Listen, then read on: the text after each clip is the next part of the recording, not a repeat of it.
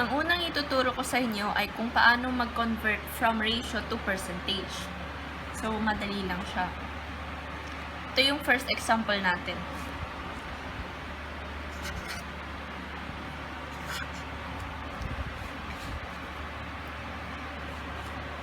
Ang tawag dito, so ganito ang formation ng ratio. Ang tawag dito ay ratio. Ngayon, para ma-convert natin siya sa percentage, gawin muna natin tong fraction. So, magiging ganito siya pag naging fraction. So, yung una, napunta siya sa numerator, tapos yung pangalawa naman, napunta siya sa denominator. So, pag naging fraction na siya, i-multiply natin sa 100.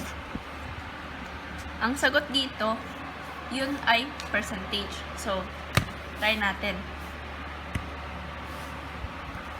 So, 3 over 2 times 100 equals 150. So, itong 150 na to, ito na yung percentage nitong ratio na ito. So, lagay natin 150%. Ngayon, para ma-check natin kung tama, try naman natin ilipat siya sa percentage to ratio. Baliktarin naman natin yung proseso. So, from 150%,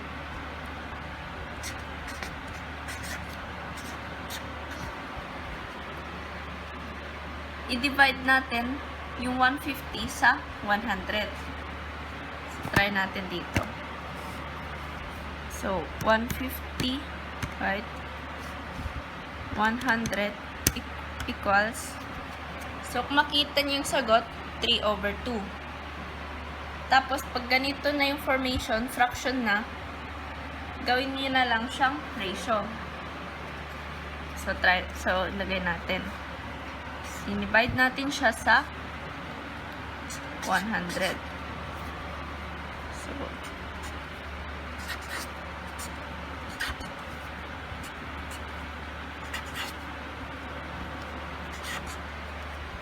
ganyan.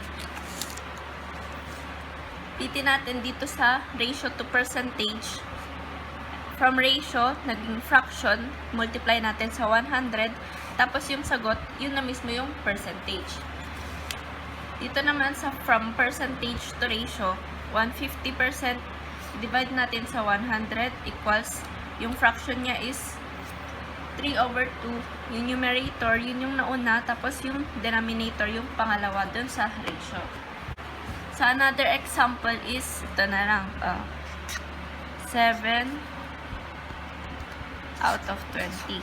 So, ilang percent yan? So, ganito lang ulit yung gagawin natin. Gawin natin fraction para maging fraction siya. Nauna, lagay natin sa numerator, tapos yung pangalawa, lagay natin sa denominator. Multiply natin sa 100. Check natin. So,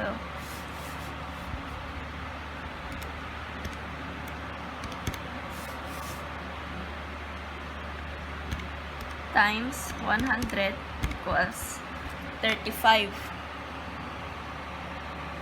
So, dahil 35 yung sagot, yun na rin mismo yung percentage niya.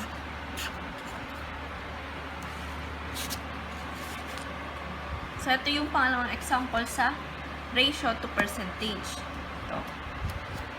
Ito rin ang gamitin natin example dito sa percentage to ratio.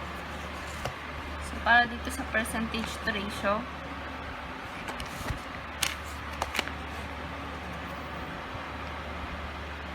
so, 35%.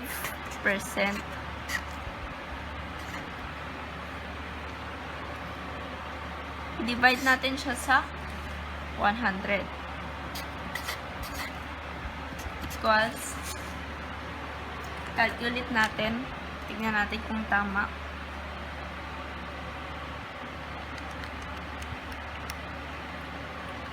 So, ang sagot ay 7 over 20. 7 over 20.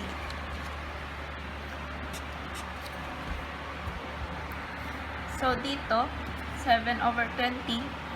Katulad ng ginawa natin sa 3/2, yung numerator yung nauna. So, ganito lang ulit dito. 7 yung numerator, yung lalagay natin dito. Tapos yung pangalawa naman is ito naman sa pangalawa, yung denominator. So, ayan. Check nyo yung difference from ratio to percentage to ratio. So, ganyan lang siya.